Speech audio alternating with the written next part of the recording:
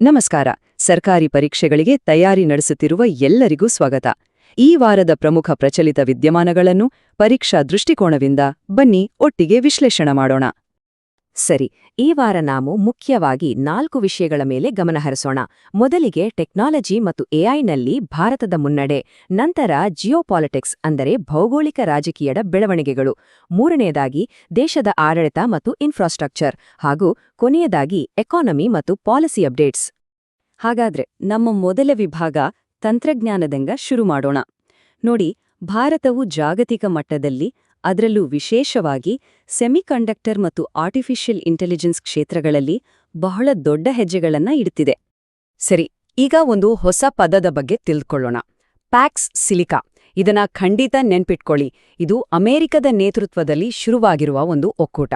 ಮತ್ತೆ ಭಾರತ ಕೂಡ ಈಗ ಅಧಿಕೃತವಾಗಿ ಇದರ ಸದಸ್ಯ. ಪ್ಯಾಕ್ಸ್ ಅಂದ್ರೆ ಶಾಂತಿ, ಸಿಲಿಕಾ ಅಂದ್ರೆ ನಿಮ್ಗೆ ಗೊತ್ತಿರೋ ಹಾಗೆ ಸೆಮಿಕಂಡಕ್ಟರ್ ತಯಾರಿಕೆಯಲ್ಲಿ ಬಳಸುವ ಒಂದು ಪ್ರಮುಖ ವಸ್ತು. ಸೊ ಇದರ ಉದ್ದೇಶ ಏನಪ್ಪಾ ಅಂದ್ರೆ ಇಡೀ ಜಗತ್ತಿನ ಹೈಟೆಕ್ ಪೂರೈಕೆ ಸರಪಳಿಯನ್ನ ಭದ್ರಪಡಿಸೋದು. ಈಗ ಮೇನ್ಸ್ ಪರೀಕ್ಷೆಯ ದೃಷ್ಟಿಯಿಂದ ಇದನ್ನ ನೋಡೋದಾದ್ರೆ ಯಾವುದೇ ವಿಷಯದ 2 ಮುಖಗಳನ್ನ ವಿಶ್ಲೇಷಿಸೋದು ಬಹಳ ಮುಖ್ಯ. ನೋಡಿ, ಒಂದ್ ಕಡೆ ಭಾರತಕ್ಕೆ ಲಿಥಿಯಂನಂತಹ ಪ್ರಮುಖ ಖನಿಜಗಳು ಸಿಗುತ್ತೆ, ಇಂಡಿಯಾ ಸೆಮಿಕಂಡಕ್ಟರ್ ಮಿಷನ್ಗೆ ಇನ್ನಷ್ಟು ಬಲ ಬರುತ್ತೆ ಮತ್ತು ಅಮೆರಿಕದೊಂದಿಗಿನ ಸಂಬಂಧ ಗಟ್ಟಿಯಾಗುತ್ತೆ. ಆದ್ರೆ ಇನ್ನೊಂದ್ ಕಡೆ ಇದು ನಮ್ಮ ಸ್ವತಂತ್ರ ವಿದೇಶಾಂಗ ನೀತಿಯ ಮೇಲೆ ಪರಿಣಾಮ ಬೀರ್ಬೋದಾ ಅಥವಾ ಚೀನಾದೊಂದಿಗಿನ ನಮ್ಮ ಸಂಬಂಧ ಮತ್ತಷ್ಟು ಹದಗೆಡಬೋದಾ ಅನ್ನೋ ಆತಂಕಗಳೂ ಇವೆ. ಹಾರ್ಡ್ವೇರ್ ಅಂದ್ರೆ ಸೆಮಿ ಕಂಡಕ್ಟರ್ಗಳ ಕಡೆಗೆ ಗಮನಹರಿಸಿದ ಹಾಗೆಯೇ ಸಾಫ್ಟ್ವೇರ್ ವಿಚಾರದಲ್ಲೂ ಭಾರತ ಹಿಂದೆ ಬಿದ್ದಿಲ್ಲ.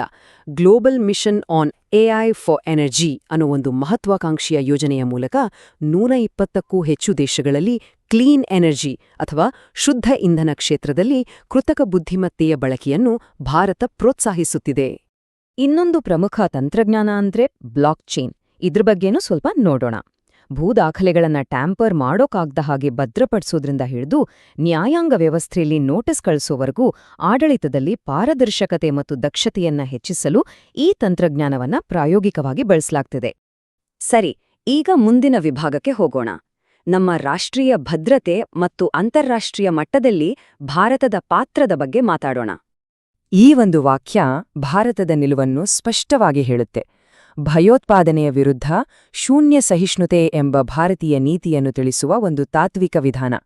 ಅಂದ್ರೆ ಟೆರರಿಸಂ ವಿಚಾರದಲ್ಲಿ ಝೀರೋ ಟಾಲರೆನ್ಸ್. ಇದು ಭಾರತದ ಹೊಸ ಭಯೋತ್ಪಾದನಾ ನಿಗ್ರಹ ನೀತಿಯ ತಿರುಳು. ಈ ಶೂನ್ಯ ಸಹಿಷ್ಣುತೆ ಅನ್ನೋದು ಕೇವಲ ಮಾತಿನಲ್ಲಿ ಉಳಿಯಬಾರದು ಅನ್ವಾ? ಅದಕ್ಕಾಗಿಯೇ ಪ್ರಹಾರ್ ನೀತಿಯನ್ನ ಜಾರಿಗೆ ತರಲಾಗಿದೆ.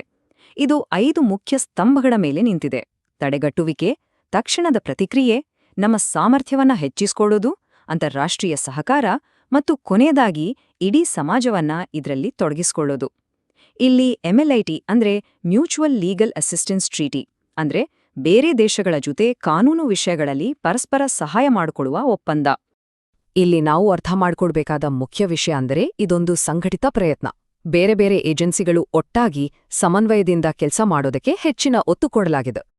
ವಿದೇಶಾಂಗ ನೀತಿಯ ವಿಷಯಕ್ಕೆ ಬರೋದಾದ್ರೆ, ಇತ್ತೀಚೆಗೆ ಪ್ರಧಾನಮಂತ್ರಿಯವರು ಇಸ್ರೇಲ್ಗೆ ಭೇಟಿ ನೀಡಿದ್ದು ತುಂಬಾನೇ ಮಹತ್ವದ್ದು.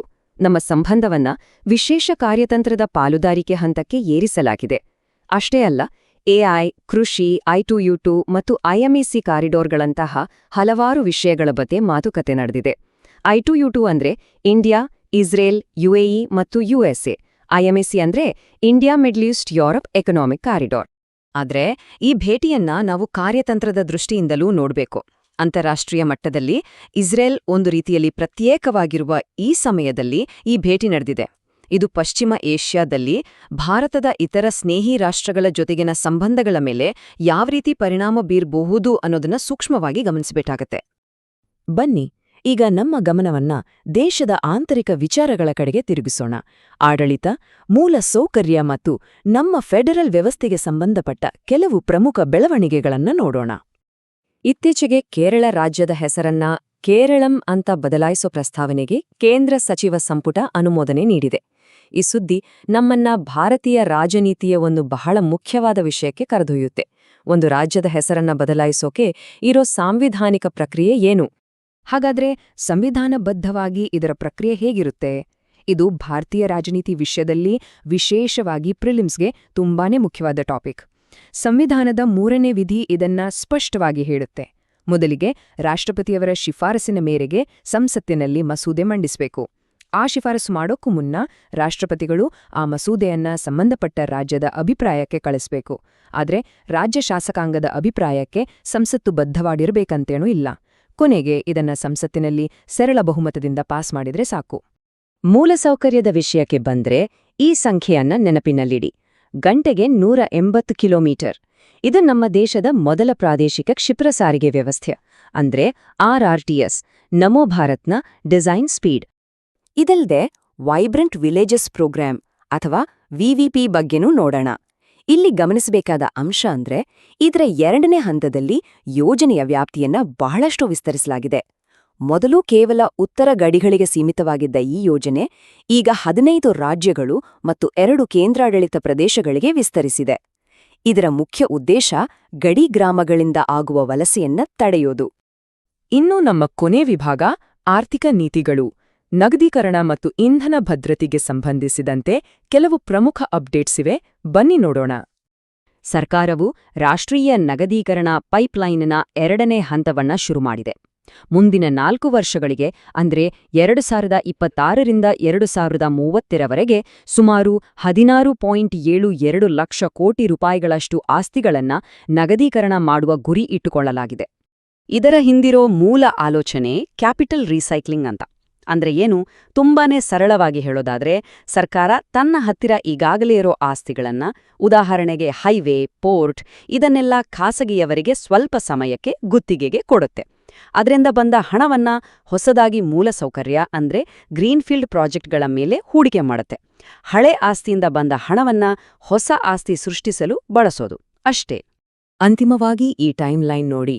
ಇದು ಅಂತಾರಾಷ್ಟ್ರೀಯ ಇಂಧನ ಸಂಸ್ಥೆ ಅಂದ್ರೆ IE ಜೊತೆಗಿನ ಭಾರತದ ಸಂಬಂಧ ಹೇಗೆ ಬೆಳೆದಿದೆ ಅನ್ನೋದನ್ನ ತೋರಿಸುತ್ತೆ. 2017ರಲ್ಲಿ ಸಹಾಯಕ ಸದಸ್ಯನಾಗಿದ್ದ ಭಾರತ ಈಗ ಪೂರ್ಣ ಸದಸ್ಯತ್ವದತ್ತ ದೊಡ್ಡ ಹೆಜ್ಜೆ ಇಟ್ಟಿದೆ. ಇದು ಜಾಗತಿಕ ಇಂಧನ ನೀತಿಗಳನ್ನು ರೂಪಿಸುವಲ್ಲಿ ಭಾರತದ ಪಾತ್ರವನ್ನ ಇನ್ನಷ್ಟು ಹೆಚ್ಚಿಸಲಿದೆ. ಹಾಗಾಗಿ ಈ ವಾರದ ಎಲ್ಲಾ ಬೆಳವಣಿಗೆಗಳನ್ನ ನಾವು ಬಿಡಿಬಿಡಿಯಾಗಿ ನೋಡೋದಕ್ಕಿಂತ ಒಟ್ಟಾಗಿ ನೋಡಬೇಕು. ಇವೆಲ್ಲವೂ 2047ರ ವೇಳೆಗೆ ಭಾರತವನ್ನ ಒಂದು ಅಭಿವೃದ್ಧಿ ಹೊಂದಿದ ರಾಷ್ಟ್ರವನ್ನಾಗಿ ಮಾಡುವ ದೊಡ್ಡ ಕಾರ್ಯತಂತ್ರದ ಬೇರೆ ಬೇರೆ ಭಾಗಗಳು. ಇದು ನಮ್ಮನ್ನು ಒಂದು ಮುಖ್ಯ ಪ್ರಶ್ನೆಯತ್ತ ಕೊಂಡೊಯ್ಯುತ್ತದೆ. ಈ ಎಲ್ಲಾ ಪ್ರಯತ್ನಗಳು ಒಟ್ಟಿಗೆ ಸೇರಿ ಆ ಗುರಿಯನ್ನ ಹೇಗೆ ಸಾಧಿಸುತ್ತವೆ? ನಮಸ್ಕಾರ. ಸಿವಿಲ್ ಸರ್ವಿಸ್ ಪರೀಕ್ಷೆಗಳಿಗೆ ಪ್ರಿಪೇರ್ ಆಗ್ತಾ ಇರೋರಿಗಾಗಿ ಇರೋ ನರೇನ್ ಅಕಾಡೆಮಿ ಬಗ್ಗೆ ಇವತ್ತು ಮಾತಾಡೋಣ. ಇದನ್ನ ಬರೀ ಒಂದು ಕೋಚಿಂಗ್ ಸೆಂಟರ್ ಅಂತ ಅನ್ಕೋಬೇಡಿ, ಅದಕ್ಕಿಂತ ತುಂಬಾನೇ ಸ್ಪೆಷಲ್. ಹಾಗಾದ್ರೆ ಏನಿದ್ರ ವಿಶೇಷತೆ ಅಂತ ಒಂದೊಂದಾಗಿ ನೋಡೋಣ್ವಾ? ಸರಿ, ಮೊದಲು ಇದು ಎಲ್ಲಿದೆ ಅಂತ ನೋಡೋಣ. ನಮ್ಮ ಕರ್ನಾಟಕದ ಉಡುಪಿ ಜಿಲ್ಲೆಯ ಬ್ರಹ್ಮಾವರ ಇದೆಯಲ್ಲ, ಅಲ್ಲೇ ಇರೋದು ಈ ನರೇನ್ ಅಕಾಡೆಮಿ. ಎಷ್ಟೋ ಜನರ ಸಿವಿಲ್ ಸರ್ವಿಸ್ ಕನಸುಗಳಿಗೆ ರೆಕ್ಕೆ ಕೊಡುವ ಜಾಗ ಅಂದ್ರೆ ತಪ್ಪಾಗಲ್ಲ. ಹಾಗಾದ್ರೆ ಈ ಅಕಾಡೆಮಿಗೆ ಯಾಕಿಷ್ಟು ವಿಶೇಷತೆ? ಇದರ ಹಿಂದಿರೋ ಉದ್ದೇಶವಾದ್ರೂ ಏನು? ಬನ್ನಿ ಅದನ್ನೇ ಈಗ ತಿಳ್ಕೊಳ್ಳೋಣ. ಇಲ್ಲಿ ಒಂದು ಇಂಟ್ರೆಸ್ಟಿಂಗ್ ವಿಷಯ ಇದೆ ನೋಡಿ. ನರೇನ್ ಅಕಾಡೆಮಿ ಅಂದ್ರೆ ದುಡ್ಡು ಮಾಡೋಕೆ ಶುರು ಮಾಡಿರೋ ಕೋಚಿಂಗ್ ಸೆಂಟರ್ ಅಲ್ಲ. ಇದೊಂದು ಸಾಮಾಜಿಕ ಸಂಸ್ಥೆ. ಅಂದ್ರೆ ಇಲ್ಲಿ ವಿದ್ಯಾರ್ಥಿಗಳ ಯಶಸ್ಸೇ ಫಸ್ಟ್ ಪ್ರಯಾರಿಟಿ. ಅವರಿಗೆ ಒಳ್ಳೆ ಟ್ರೈನಿಂಗ್ ಕೊಡೋದೇ ಇವರ ಮುಖ್ಯ ಗುರಿ. ಯಾವುದೇ ಒಂದು ಟ್ರೈನಿಂಗ್ ಸೆಂಟರ್ ಗೆದ್ದಿದೆ ಅಂದ್ರೆ ಅದರ ಹಿಂದೆ ಇರೋ ಟೀಚರ್ಸ್ ಕಾರಣ ಅಲ್ವಾ? ನರೇನ್ ಅಕಾಡೆಮಿಯ ಅಸಲಿ ಪವರ್ ಕೂಡ ಅವರ ಅನುಭವಿ ಮೆಂಟರ್ಗಳ ಟೀಮ್ನಲ್ಲೇ ಇದೆ. ಇಲ್ಲಿ ಟೀಚ್ ಮಾಡೋರ ಟೀಮ್ ಇದೆಯಲ್ಲ, ಅದು ಸಾಮಾನ್ಯದ್ದಲ್ಲ. ಯಾರ್ಯಾರಿದ್ದಾರೆ ಗೊತ್ತಾ? Retired government officers, university professors ಅಷ್ಟೇ ಅಲ್ಲ, ಹಿಸ್ಟ್ರಿ, ಪಾಲಿಟಿ, ಎಥಿಕ್ಸ್ನಂಥ ಸಬ್ಜೆಕ್ಟ್ಸ್ಗಳಲ್ಲಿ ಎಕ್ಸ್ಪರ್ಟ್ಸ್ ಆಗಿರೋರು. ಇಂಥ ಒಂದು ಅದ್ಭುತ ತಂಡ ಇಲ್ಲಿದೆ. ಸೊ ಇದರಿಂದ ಆಗ್ಬೋದು ಏನು ಅಂದ್ರೆ, ಇಲ್ಲಿ ಕಲಿಯೋರಿಗೆ ಬರೀ ಬುಕ್ ನಾಲೆಜ್ ಸಿಗೋದಿಲ್ಲ, ಬದಲಾಗಿ ರಿಯಲ್ ವರ್ಲ್ಡ್ನಲ್ಲಿ ಕೆಲಸ ಮಾಡಿದವರ ಪ್ರಾಕ್ಟಿಕಲ್ ಅನುಭವ ಕೂಡ ಸಿಗುತ್ತೆ. ಆ್ಯಂಡ್ ಇದು ಎಕ್ಸಾಮ್ ಪ್ರಿಪ್ರೇಷನ್ನಲ್ಲಿ ಒಂದು ದೊಡ್ಡ ಗೇಮ್ ಚೇಂಜರ್ ಆಗ್ಬೋದು ಅಲ್ವಾ? ಈಗಿನ ಫಾಸ್ಟ್ ಲೈಫಲ್ಲಿ ಎಲ್ಲರಿಗೂ ಅನುಕೂಲ ಆಗೋ ಹಾಗೆ ಕಲಿಯೋಕ್ಕೆ ಆಪ್ಷನ್ಸ್ ಇರೋದು ತುಂಬಾನೇ ಇಂಪಾರ್ಟೆಂಟ್. ನರೇನ್ ಅಕಾಡೆಮಿ ಈ ವಿಷಯದಲ್ಲಿ ತುಂಬ ಮಾಡರ್ನ್ ಆಗಿ ಯೋಚನೆ ಮಾಡಿ ಫ್ಲೆಕ್ಸಿಬಲ್ ಲರ್ನಿಂಗ್ ಆಪ್ಷನ್ಸ್ ಕೊಟ್ಟಿದೆ. ಅದೇ ಸ್ಟಡಿ ಫ್ರಮ್ ಹೋಮ್ ಅಂದ್ರೆ ಮನೆಯಲ್ಲೇ ಕೂತು ಕಲಿಯೋ ಒಂದು ಅದ್ಭುತ ಅವಕಾಶ. ಇದರಿಂದ ಏನಾಗುತ್ತೆ ಅಂದ್ರೆ ಕ್ವಾಲಿಟಿ ಟ್ರೈನಿಂಗ್ ಎಲ್ರಿಗೂ ಎಲ್ಲಿಂದ ಬೇಕಾದ್ರೂ ಸಿಕ್ಕ ಹಾಗೆ ಆಗುತ್ತೆ. ಇದು ಸಖತ್ ಒಳ್ಳೆ ಐಡಿಯಾ ಅಲ್ವಾ? ಯೋಚನೆ ಮಾಡಿ, ದೂರದ ಊರಲ್ಲಿರೋರ್ಗೆ ಅಥವಾ ಆಲ್ರೆಡಿ ಕೆಲಸ ಮಾಡ್ತಾ ಇರೋರ್ಗೆ ಇದು ಎಷ್ಟು ಹೆಲ್ಪ್ ಆಗತ್ತೆ ಅಲ್ವಾ? ತಮ್ಮ ಟೈಮ್ ಪ್ರಕಾರ ತಮ್ಮದೇ ಶೆಡ್ಯೂಲಲ್ಲಿ ಪ್ರಿಪೇರ್ ಆಗ್ಬೋದು. ಇದರಿಂದ ಸ್ಟಡೀಸ್ ಮೇಲೆ ಪೂರ್ತಿ ಫೋಕಸ್ ಮಾಡಕ್ಕೆ ಸಾಧ್ಯ ಆಗತ್ತೆ. ಸರಿ, ಆನ್ಲೈನ್ ಆಯ್ತು, ಆದ್ರೆ ಕೆಲವರಿಗೆ ಕ್ಲಾಸ್ ರೂಮಲ್ಲಿ ಕೂತು ಕಲಿಯೋದಿಷ್ಟ. ಅವರಿಗೂ ಇಲ್ಲಿ ಅವಕಾಶ ಇದೆ.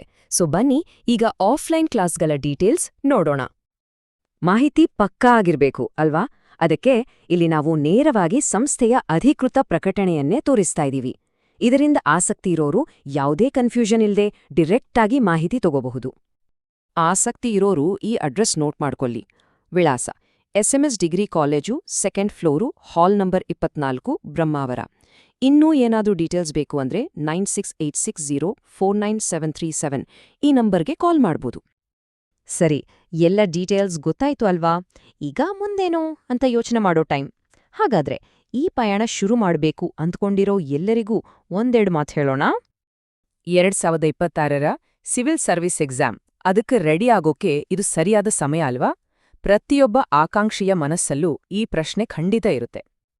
ಗೆಲ್ಲೋಗ್ ಬೇಕಾಗಿರೋದು ಮೂರೇ ವಿಷಯಗಳು. ಒಂದು ಪಕ್ಕಾ ಪ್ಲಾನ್, ಕಷ್ಟಪಟ್ಟು ಕೆಲ್ಸ ಮಾಡೋದು, ಮತ್ತೆ ಸರಿಯಾದ ಗೈಡೆನ್ಸ್. ಇವೆಲ್ಲ ಒಟ್ಟಿಗೆ ಸೇರಿದ್ರೆ ಅನ್ಕೊಂಡಿದ್ದನ್ನ ಸಾಧಿಸೋದು ಖಂಡಿತ ಸಾಧ್ಯ. ಒಂದು ವಿಷಯ ನೆನ್ಪಿರಲಿ, ತಯಾರಿ ಶುರು ಮಾಡೋಕೆ ಲೇಟ್ ಮಾಡಬಾರ್ದು. ಟೈಮ್ ಈಗ ನಮ್ ಕಡೆ ಇದೆ. ಇದನ್ನ ಸರಿಯಾಗಿ ಬಳಸ್ಕೊಂಡ್ರೆ ಕಂಡ ಕನಸು ನನಸಾಗೋದು ಗ್ಯಾರಂಟಿ. ಎಲ್ಲರಿಗೂ ಆಲ್ ದ ಬೆಸ್ಟ್.